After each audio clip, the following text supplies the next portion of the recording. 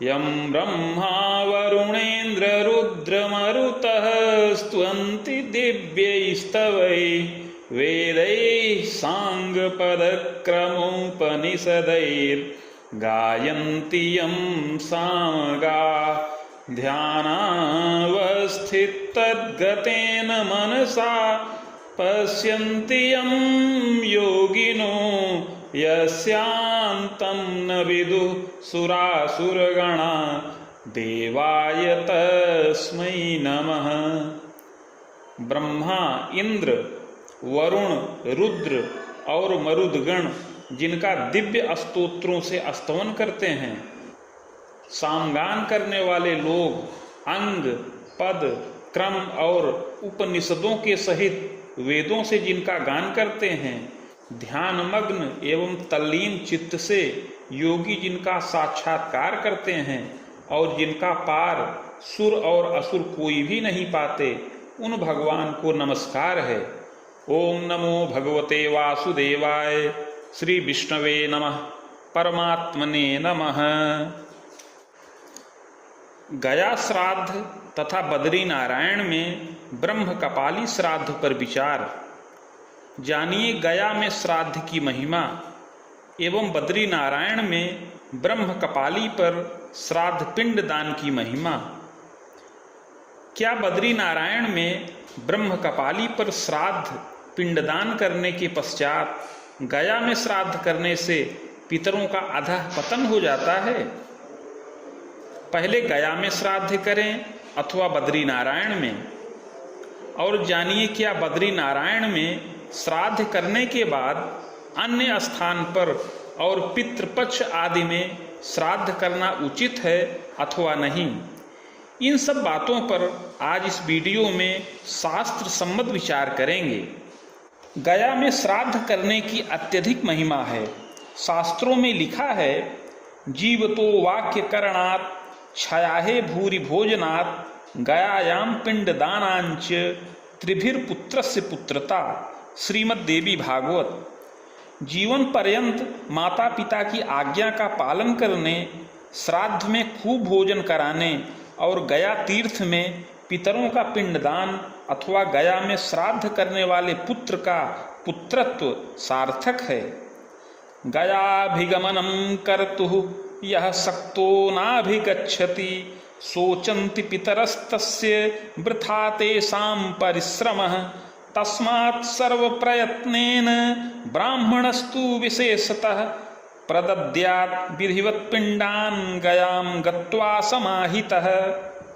जो गया जाने में समर्थ होते हुए भी नहीं जाता है, उसके पितर सोचते हैं कि उनका संपूर्ण परिश्रम निरर्थक है। अतः मनुष्य को पूरे प्रयत्न के साथ गया जाकर सावधानी पूर्वक विधि विधान से पिंडदान करना चाहिए। इन वचनों के अनुसार पितृ ऋण से मुक्ति हेतु गया श्राद्ध करने की अनिवार्यता के कारण और उसके न करने से पाप लगने के कारण जीवित समर्थ पुरुष को गया में पिंडदान तथा श्राद्ध अवश्य करना चाहिए। प्राचीन काल में जहाँ ब्रह्मा का सिर कपाल गिरा था, वहाँ बदरी क्षेत्र में पिंडदान करने का विशेष महत्व है। सनत कुमार संहिता में यह वचन आया है, शिरः कपालम यत्रैत पपात ब्रह्मणः पुरा तत्रैव बदरी क्षेत्रे पिंडम दातुम प्रभु पुमान मोहात् गयायाम दद्याद्यः सपितृन् पातयेत् स्वकान् लभते च ततः शापम नारदे तन्मयोदितम। प्राचीन काल में जहाँ ब्रह्मा का सिर कपाल गिरा था, वहाँ बदरी क्षेत्र में जो पुरुष पिंडदान करने में समर्थ हुआ, यदि वह मोह के वशीभूत होकर गया में पिंडदान करता है तो वह अपने पितरों का अधः पतन करा देता है और उनसे शापित होता है, अर्थात पितर उसका अनिष्ट चिंतन करते हैं। हे नारद, मैंने आपसे यह कह दिया। इस वचन के अनुसार बदरी क्षेत्र में ब्रह्म कपाली में पिंडदान करने के बाद गया में पिंडदान करने का निषेध प्रतीत होता है। यद्यपि इस संबंध में विद्वानों में मतभेद है। कुछ विद्वान गया श्राद्ध को नित्य मानते हुए इस वचन को निषेध परक नहीं मानते हैं, तथा उनका यह मत है कि बदरी श्राद्ध की प्रशंसा ज्ञापित करने के लिए ही यहाँ गया श्राद्ध की निंदा है, न कि इसका तात्पर्य गया श्राद्ध से निवृत्ति का है।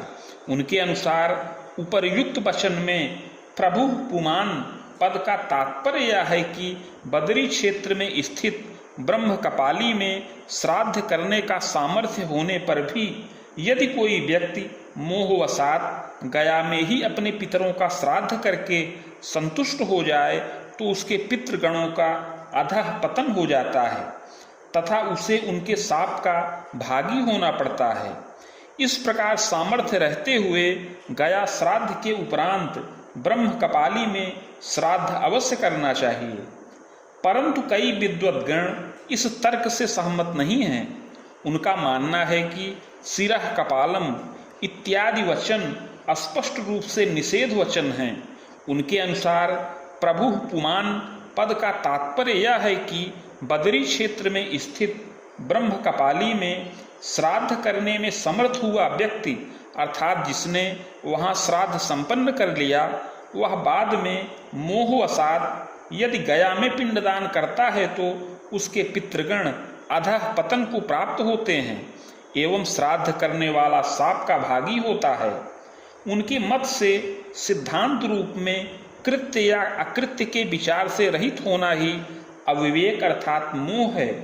इस प्रकार बदरी क्षेत्र में पिंडदान के बाद मोहवशात अर्थात कृत्याकृत्य विचार शून्य होने के कारण जो गया में पिंडदान करे वह अपने पितरों को अधोगति प्रदान करा दे। ऐसा करने से पिंडदान करने वाला पितरों से शाप प्राप्त करता है। अतः विधि के अनुसार गया में पिंडदान करने का विशेष महत्व होने पर भी शिरः कपालम इस वचन के अनुसार बदरी क्षेत्र में ब्रह्म कपाली में श्राद्ध करने के अनंतर गया में तथा अन्य स्थानों पर भी पिंडदान करने का स्पष्टतः निषेध है। विधिवाक्य से निषेध वचन बलवान होता है। निषेधाश्च बलीयांशः, इस मत से भी निषेध केवल पिंडदान का ही है। पितृपक्ष में क्षयाः तिथि तथा अन्य पर्वों पर ब्राह्मण भोजन आदि के द्वारा पिंड रहित श्राद्ध तथा तर्पण आदि का निषेध नहीं है, यह करते रहना चाहिए। उपर्युक्त सभी बातों पर विचार करने पर मुख्य पक्ष यही है कि पूर्व में गया में पिंड दानादि श्राद्ध संपन्न करने के बाद ही बदरी क्षेत्र में ब्रह्म कपाली में श्राद्ध करना चाहिए। ओम नमो भगवते वासुदेवाय। श्री विष्णवे नमः। परमात्मने नमः।